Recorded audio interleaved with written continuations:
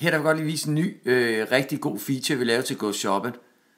Heroppe i toppen, der har I en menu, der hedder butikker i Køge. Hvis I klikker på den, så vil der være en liste over alle de butikker, som der har tilbud med og produkter med på Go Shopping. Herinde, der kan I gå ind og sige, hvad for nogle butikker vil I gerne have, at der skal være tilbud fra.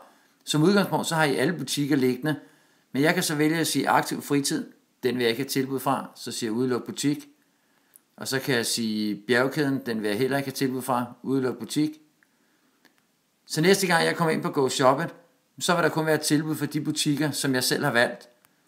Hvis nu jeg så går ind på den igen, så kan jeg gå ind og sige, nu er jeg aktiv fritid her. Jeg vil godt have tilbud for den igen. Så siger jeg bare tilføj, og så siger jeg OK. Og så er aktiv fritid igen en del af min Go Shopping. Så det er selvfølgelig vigtigt, at I på den måde kan skræddersy jeres Go Shopping til at være jeres personlige guide, kun med tilbud for de butikker, som I vil have. En anden lille vigtig feature, hvis I ikke har gjort det, så husk at gemme Go Shopping på jeres homescreen.